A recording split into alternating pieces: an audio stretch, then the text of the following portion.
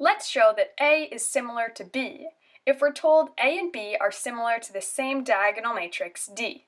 This means D is, let's say, R inverse AR, and that same D is also equal to, say, Q inverse BQ. We can say that these two equations are equal, and then isolate B. To do this, we can multiply the left side by Q and the right side by Q inverse. Let's say that P is RQ inverse. This would mean that P inverse would be the order switches, so we'll end up with Q inverse inverse, which is Q, and R inverse, which is exactly what we had here. We can now say that A is similar to B. So our first step is to show that A and B are similar to the same diagonal matrix. Let's tackle A first. Diagonal matrices have eigenvalues along the diagonal. Let's find the eigenvalues for matrix A. For this, we need the characteristic polynomial. This is the determinant of lambda times the identity matrix minus the matrix A. Lambda plus 1, negative 6, positive 2, lambda minus 6. Now we can take the determinant. Now we can expand. Minus 6 plus 12 is 6. Now let's factor. And why don't we compute the same thing for matrix B on the right-hand side? Next, let's compute the determinant. Now expand and then factor. We see we get the same characteristic polynomial. Next, we need to find our eigenvectors. Our first eigenvalue is 3, which has a multiplicity of 1, which means it will have one eigenvector. To find this, we plug our eigenvalue into this matrix and row reduce. We can see that these two rows are the exact same. We know we're going to end up with one parameter because each parameter becomes an eigenvector. Row 2 minus row 1, row 1 divided by 2.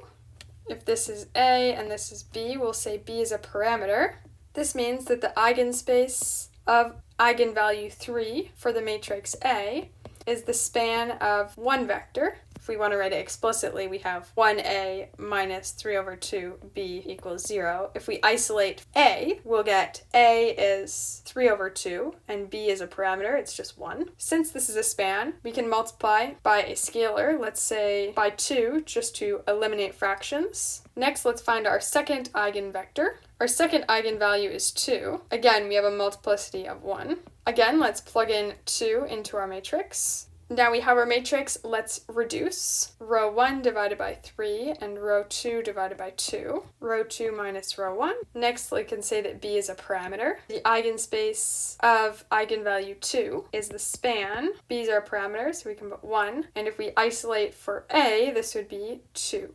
Next, let's do the same process for our matrix B. Let's plug in our first eigenvalue, 3, into our matrix. We get 3 minus 1, minus 2, 1, and 3 minus 4. We can divide our first row by 2, then do row 2 minus row 1, and the corresponding eigenspace is the span. Once again, if we say our second component is our parameter, then A would be positive B, so 1. Next, for our second eigenvector, which is 2, again with a multiplicity of 1, plug this into our matrix. Row 2 minus row 1. Our second term can be our parameter. And we get the eigenspace is the span of 2, 1. Now that we've found the eigenvalues and eigenvectors of each matrix, the next step is to form the diagonal matrix that they're both similar with, as well as the diagonalizing matrix, R and Q.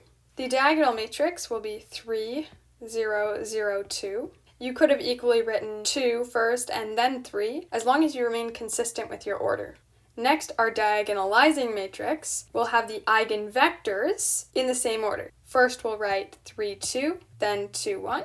Next, let's find the inverse of R and of Q. Remember that for 2 by 2 matrices, there is a trick. Let's say a matrix C is A, B, C, D. C inverse is 1 over the determinant of the matrix times C adjugate. You flip the entries on the diagonal and put a negative in front of the elements on the anti-diagonal. Let's try this. R, what's the determinant? We'll have 3 minus 4 minus 1 times the adjugate matrix. Next, we can distribute the negative 1 inside. The determinant of Q is, again, negative 1 times the adjugate. Multiply every term by negative 1.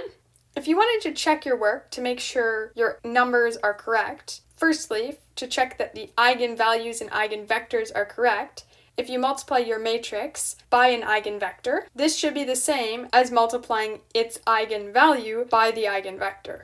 You could also check that your diagonal matrix is correct by doing P inverse AP. In this case, it would be R. Or if we rearrange, multiply on the left by P, we could say PD equals AP. And to check that your inverse matrix is correct, you could do P inverse times P and make sure that it equals the identity matrix, or P times P inverse. Now that we've found R inverse, Q, and Q inverse, we can now calculate P and P inverse, which are the matrices we're actually looking for, which will conjugate matrix A in order to show the similarity. Let's do this matrix multiplication. What will P equal? -3 plus 2, 6 minus 2, -2 plus 1, 4 minus 1, and P inverse. We get -1 plus 4, 2 minus 6, -1 plus 2, 2 minus 3. We can also confirm that this is correct by calculating P inverse directly. The determinant is -3 plus 4. That's just 1 times the adjugate, so we flip the elements on the diagonal and switch the sign of the elements on the anti-diagonal. And we get the same thing. Lastly, we can compute P inverse AP to check our work and make sure that this equals our matrix B. Let's first multiply the first two matrices together, and let's check that this equals B. -5 plus 6, 20 minus 18, so far so good. Then -1 and 4, which is exactly B. Since A and B happen to be similar to the same diagonal matrix, we were able to easily show that A is similar to B.